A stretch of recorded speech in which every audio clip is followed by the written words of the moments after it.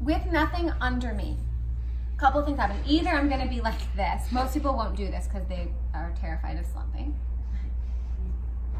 So how much movement in the rib cage am I gonna get? Yeah, hips are tight, and there's nowhere to go. I'm just crunching here, and then my arm looks like it's good, but nothing's happening in the ribs, okay? It's just a crunch here, and then this is kind of bowing out, but what we're looking for is a change deep in the spine. So I might get some decompression on the side of the ribs. You see that? Because this can fan out a little bit, because this is crunching. But I'm not gonna get deep into the spine. It's all peripheral. Make sense? And that's here. Or I can hold myself up, and here, I'm getting a little release, but I'm also tightening a bunch of stuff to hold myself up. So you come up so that your foundation, a higher foundation, changes what's going on in the pelvis, which will then, and into the waist, which will then allow more release in the rib cage.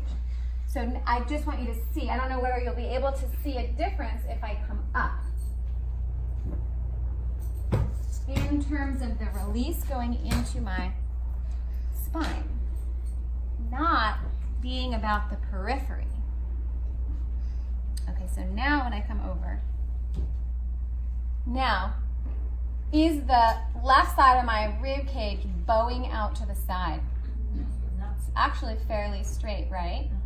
So this is different than what a lot of people are used to, asymmetrical movements. What they're generally doing is shorten one side to lengthen the other side.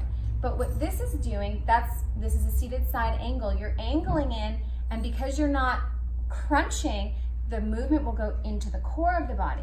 If you're shortening one side to round the other side, you'll get it in the periphery. It's not that it won't feel good, that feels pretty good, but this goes into the core of the body. Everyone's talking about the core, core, core. This is the core. This is the periphery. This is the core, okay? The other thing is,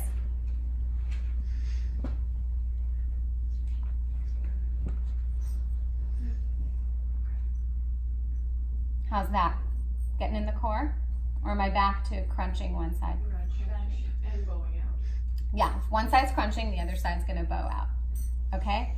What did I change? Drop your knees to the ground. This big drop here.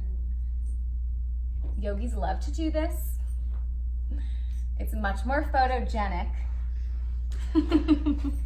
I know that's not what you guys are thinking, but it is what, you know, is seen out there, and then we just kind of imitate it because we think maybe that's what it's supposed to be. Here, I'm leveling my knees or close to level with the hips. The pelvis lets go.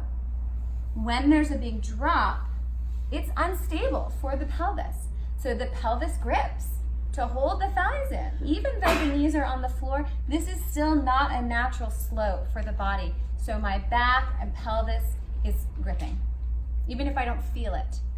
So you don't have to prop the knees, but you can if you have enough propping, and it does give such a profoundly supportive foundation that you'll get so much more opening through the rib cage. Okay?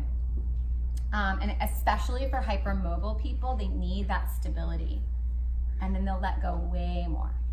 Okay? All right. Can you please explain to us? Sudassana. Yeah, the thing about celibacy, not, you know, it's like, not that it bothers me, but you know. She's like, I'm good. Okay, so I don't know if you want to film this.